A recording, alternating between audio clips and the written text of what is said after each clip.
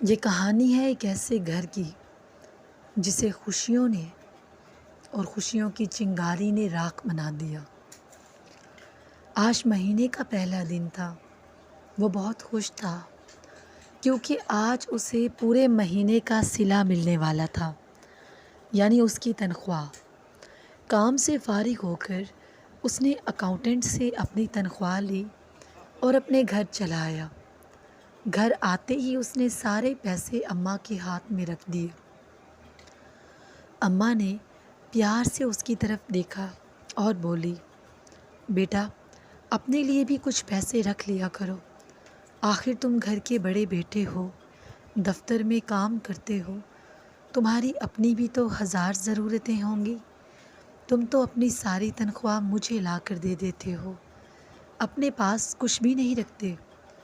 احمد نے پیار سے اماں کی طرف دیکھا اور بولا، اماں میرا خرچہ ہی کتنا ہے بھلا، کم از کم آپ پیسے سنبھال کر تو رکھتی ہیں، میں تو اسے بلا فضول کی چیزوں میں ہی اڑا دیتا ہوں، اور ویسے بھی آپ یہ پیسے سنبھال کر رکھیں، ابھی ہمیں بہن کی شادی بھی کرنی ہے اور چھوٹے بھائی کو مزید تعلیم بھی دلوانی ہے۔ احمد اماں کا فرما بردار بیٹا تھا، بہن بھائیوں پر جان دینے والا۔ اماں کی تو اس میں جان بستی تھی، ان کے گھر میں خوشیاں ہی خوشیاں تھیں۔ وقت گزرتا گیا، آخر اماں نے احمد بھائی کے لیے لڑکی دیکھنا شروع کر دی۔ وہ بس جلد از جلد اپنے بیٹے کو بیاہ دینا چاہتی تھی۔ آخر کار اماں کو رباب پسند آ ہی گئی۔ رباب نہ صرف احمد بھائی کی ہم عمر تھی بلکہ وہ نہایت خوش شکل اور پڑھی لکھی لڑکی تھی۔ کچھ ہی مہینوں میں اماں نے احمد بھائی اور رباب کی شادی کروا دی، اور رباب احمد بھائی کی دلہن بن کر ہمارے گھر آ گئی۔ احمد بھائی اس شادی سے بہت خوش تھے۔ انہیں خوش دیکھ کر اماں اور بھی خوش رہنے لگی تھی۔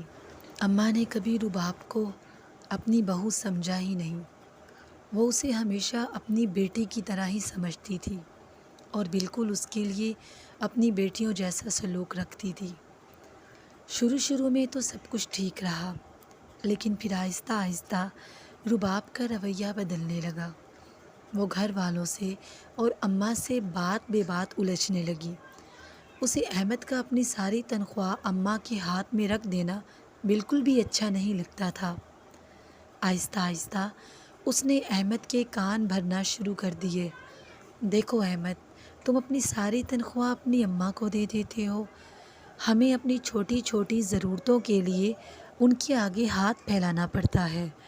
تم یہ کیوں بھول جاتے ہو کہ میں بھی تمہاری بیوی ہوں، تمہاری ذمہ داری ہوں، کل کو ہمارے بھی بچے ہوں گے۔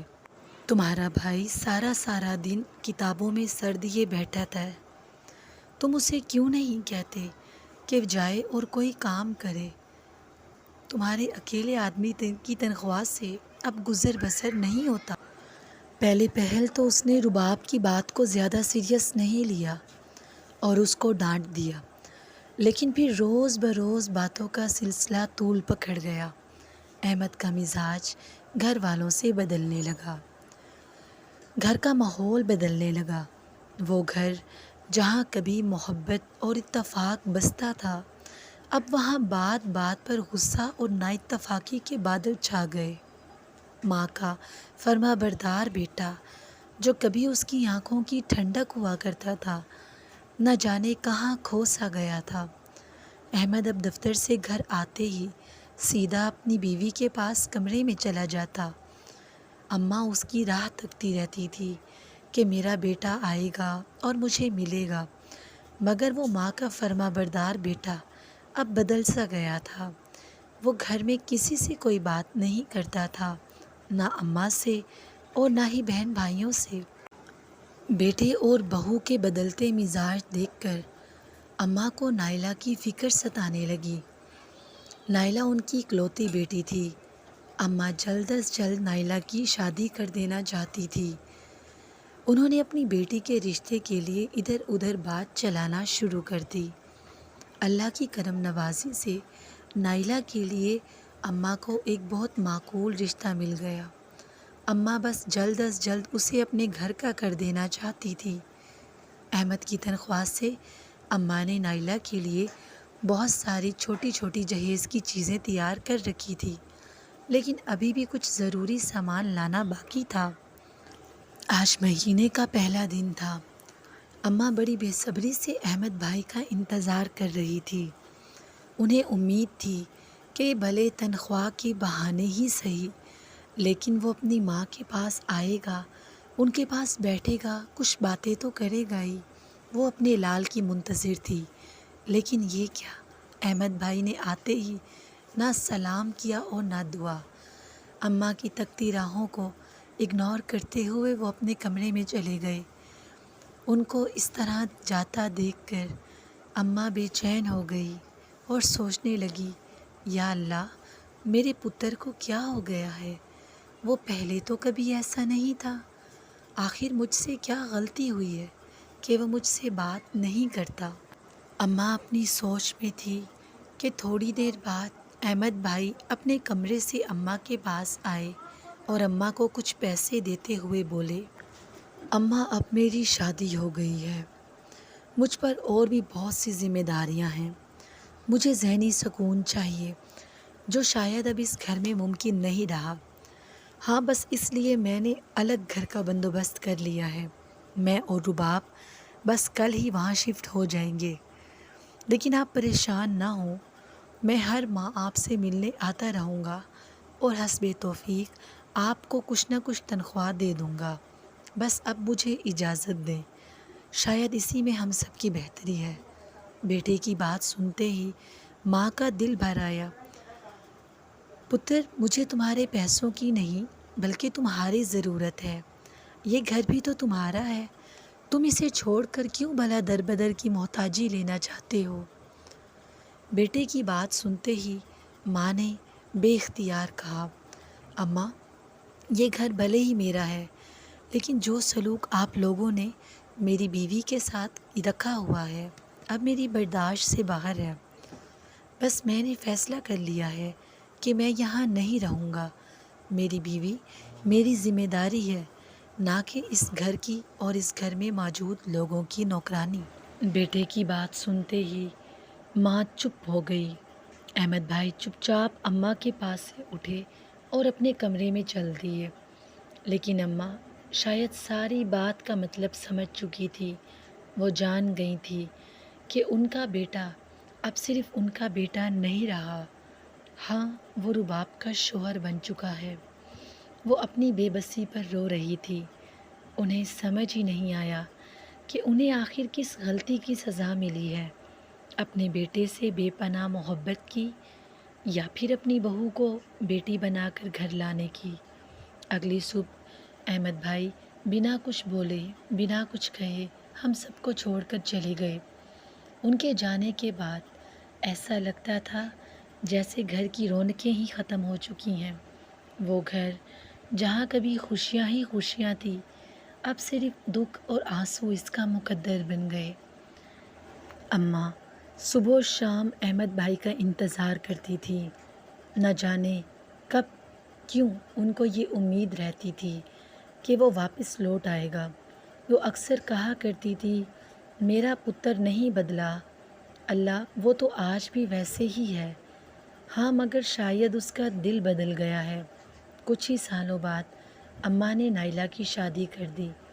وہ بس جلد از جلد اسے اپنے گھر کا کر دینا چاہتی تھی۔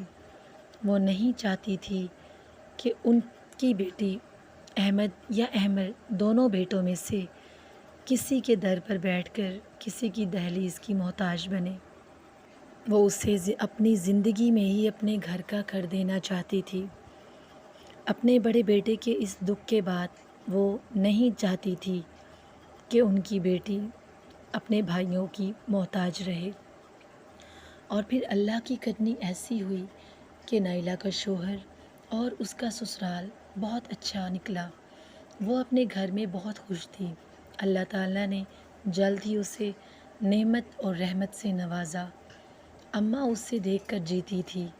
وقت گزرتا گیا۔ احمد بھائی نے پلٹ کر اماں کی خبر ہی نہیں لی۔ اس بات نے اماں کو اندر ہی اندر توڑ کے رکھ دیا تھا۔ اور پھر آہستہ آہستہ وہ دن بھی آ گیا جب ایک ماں اپنے بیٹے کی یاد میں، اس کے غم میں اس کی یاد کو دل سے لگائے اس جہاں فانی سے کوچ کر گئی۔ آخری وقتوں تک وہ اپنے بیٹے کے انتظار میں رہی۔ اماں کی وفات کی خبر سنتے ہی احمد بھائی کو اپنے بیٹے ہونے کا احساس ہوا اور وہ دوڑے ہوئے اماں کے ملنے چلے آئے۔ نہ جانے انہیں اپنی غلطیوں کا احساس ہوا تھا یا پھر اماں سے بچھڑ جانے کا غم تھا کہ وہ روتے ہی چلے جا رہے تھے، لیکن اب رونے کا کیا فائدہ؟ ان کے رونے سے نہ تو اماں واپس آ سکتی تھی اور نہ ہی سب کچھ بدل سکتا تھا۔ اماں کی وفات کے بعد احمد بھائی اور بھابھی دوبارہ سے اس گھر میں رہنے چلے آئے۔ احمد بھائی اکثر اماں کو یاد کر کے روتا تھا۔ اکثر اماں کو یاد کر کر وہ ان سے اپنے کیے کی معافی مانگتا تھا۔ کبھی کبھی یوں بیٹھے ہی بیٹھے ہی من میں وہ کچھ بڑبڑاتا تھا، کہتے تھا کہ میں بڑا بدبخت بیٹا ہوں، ہاں اماں کا بدبخت بیٹا جس نے اپنی ماں کو جیتے جی مار دیا۔ سچ کہتے ہیں کبھی کبھی ہم لوگ بدبخت نہیں ہوتے، لیکن بخت کی کوکھ میں رہ کر کچھ ایسی غلطیاں کر جاتے ہیں کہ پھر ساری زندگی بدبختی ہمارا مقدر بن جاتی ہے۔ اب پچھتائے کیا ہو جب چڑیا چگ گئی کھیت۔ بڑے بدبخت ہوتے ہیں وہ بیٹے جو بڑھاپے میں اپنے ماں باپ کو بوجھ سمجھ کر یا ذہنی پریشانی یا ذہنی بیماری سمجھ کر بے یار و مددگار چھوڑ دیتے ہیں اور پھر ساری زندگی اپنے ضمیر کی خلش کو پورا کرنے میں گزار دیتے ہیں۔